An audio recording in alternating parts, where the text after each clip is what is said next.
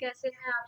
मैं हूँ श्रेया कौशिक और आप देख रहे हैं मेरा चैनल केसी बायोलॉजी। और आज के इस लेक्चर में हम लोग बात करेंगे स्मॉलेस्ट आरएनए की। ठीक है, स्मॉलेस्ट आरएनए की बात करेंगे जो कि है tRNA. Students, before starting the class start करने से पहले मैं आपको बता दूं, RNA that is ribonucleic acid, it is of three types का होता है। MRNA that is messenger RNA, RNA that is ribosomal RNA, और एक होता है टीआरएनए, ट्रांसफर आरएनए। ठीक है, तो एमआरएनए आपने सुना होगा, messenger RNA, this is only 3 to 5% of total RNA. उसके बाद ribosomal RNA, this is most abundant RNA, around 85%, and tRNA is almost 15%। And this tRNA is the smallest RNA, यही smallest RNA है, केवल 73 nucleotides के करीब इसमें होते हैं। Smallest 72 to 73 smallest RNA. ठीक है, मोस्ट अबंडेंट कौन सा है? आरआरएनए। और प्रोटीन सिंथेसिस में डायरेक्टली हेल्प कर रहा है एमआरएनए, मैसेंजर आरएनए। और टीआरएनए ये भी प्रोटीन सिंथेसिस के लिए बहुत ही इंपॉर्टेंट है, ट्रांसलेशन के लिए, and it is 15% of the RNA. तो बाकी इसको और किन नामों से जाना जाता है टीआरएनए को? Students, tRNA is also called adapter molecule. TRNA को अडेप्टर मॉलिक्यूल भी बोलते हैं। आप ट्रांसलेशन प्रोसेस में समझेंगे कि कैसे टीआरएनए जो है नए अमीनो एसिड्स को बाइंड करने में हेल्प करता है प्रोटीन सिंथेसिस के समय में। So it will help you to know कि इसको अडेप्टर मॉलिक्यूल क्यों बोलते हैं। So who gave the structure? So Francis Crick जो साइंटिस्ट थे, Francis Crick, he postulated the presence of adapter molecule. इन्होंने ही टीआरएनए के बारे में बताया, अडेप्टर मॉलिक्यूल के बारे में बताया। और स्मॉलेस्ट आरएनए है 73 न्यूक्लियोटाइड, मैंने आपको बताया 15% ऑफ द टोटल आरएनए। इसको सोल्यूबल आरएनए भी बोलते हैं। ठीक है, this is also called soluble RNA. तो ये डायरेक्ट नीट के क्वेश्चन है। यहाँ पे मैंने आपको जितने भी अभी क्वेश्चंस बताए हैं, ये सारे नीट में पूछे जाने वाले क्वेश्चंस है। चलिए स्ट्रक्चर की बात करते हैं। तो ये है इसका क्लोवर लीफ स्ट्रक्चर, आपको दिखाई दे रहा है clover leaf structure. This is given by Robert Holley. ठीक है, रॉबर्ट हॉली ने ये स्ट्रक्चर दिया था, नोट कर लेंगे आप लोग, रॉबर्ट हॉली ने। And this structure, clover leaf structure में आपको ये एक्स्ट्रा आर्म दिख रही है, दिस इज डी लूप, ये टी लूप है।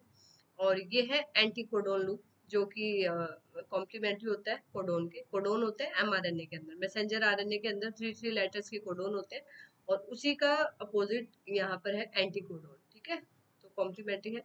और ये है इसका 5 प्राइम एंड, ये है 3 प्राइम एंड। 3 प्राइम एंड पे एक सीक्वेंस होता है CCA, और यहीं पे अमीनो एसाइल एंजाइम बाइंड करता है, जो नए नए अमीनो एसिड्स को बाइंड करने में यहाँ पे हेल्प करता है, ताकि नया प्रोटीन बनाया जा सके। आपको पता है प्रोटीन सिंथेसिस में amino acids are the small monomeric units. तो अगला टॉपिक में हम करेंगे ट्रांसलेशन, तो आपको समझ आएगा। तो टीआरएनए के पास most important anticodon loop है, that is complementary to the codon of mRNA. ठीक है, complementary to the codon of mRNA, mRNA का जो कोडोन है उसकी कॉम्प्लीमेंट्री है। टीआरएनए में एक अमीनो एसिड एक्सेप्टर एंड है, मैंने आपको बताया 3 प्राइम एंड पे है वो, वहाँ अमीनो एसिड एंजाइम आता है, तो वो उसको बाइंड करने में हेल्प करता है। और इसको it is use for initiation of translation, protein synthesis को स्टार्ट करने के लिए काम आता है, इसलिए इसको इनिशिएटर टीआरएनए भी बोलते हैं। ठीक है, ट्रांसलेशन क्या होता है? ट्रांसलेशन होता है प्रोटीन सिंथेसिस, जो कि साइटोप्लाज्म में होती है, प्रोटीन सिंथेसिस। तो वहां पे ये टीआरएनए स्टार्ट करता है इनिशिएशन, तो इसीलिए इसको इनिशिएटर टीआरएनए भी बोलते हैं। There are no tRNA for stop codon. Stop codon के लिए कोई ट्रांसफर आरएनए स्पेसिफिक नहीं होता। स्टॉप कोडॉन होते हैं UAA, UAG एंड UGA, ये 3 स्टॉप कोडॉन है। ठीक है, दैट कोड फॉर नथिंग, कोई अमीनो एसिड को कोडॉन ये कोड नहीं करते, तो इनको स्टॉप कोडॉन भी बोलते हैं, इनको टर्मिनेटर कोडॉन भी बोलते हैं। मोस्ट इंपॉर्टेंट क्वेश्चन जो नीट में आता है, CBSE या बोर्ड एग्जाम्स में भी आता है, टीआरएनए का 3D स्ट्रक्चर किस स्ट्रक्चर को कहा जाता है? सो क्लोवर लीफ स्ट्रक्चर, ये जो आपने अभी देखा, ये क्लोवर लीफ स्ट्रक्चर जो रॉबर्ट हॉली ने दिया था, दिस इज 3D स्ट्रक्चर। ठीक है, ये 3D स्ट्रक्चर है।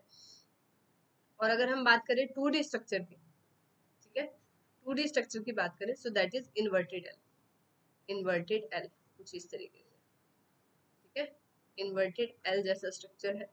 ठीक है, this is I think this is 3D structure, ये थोड़ा सा मिस्टेक आई थिंक मुझसे हुई है। तो ये 3D स्ट्रक्चर है, इन्वर्टेड एल। और 2D स्ट्रक्चर कौन सा है? पूरी स्ट्रक्चर यहाँ पे क्लोवर लीफ। तो ये दोनों ही क्वेश्चन इंपॉर्टेंट है। तो this is all about tRNA, transfer RNA. अगर आपको ट्रांसफर आरएनए के बारे में पता है तभी आप ट्रांसलेशन प्रोसेस यानी कि प्रोटीन सिंथेसिस को अच्छे से समझ पाएंगे। So next video will be on next topic. This is from molecular biology from for class 12th. Next video में डिस्कस करते हैं नया टॉपिक। चलिए, गुड बाय।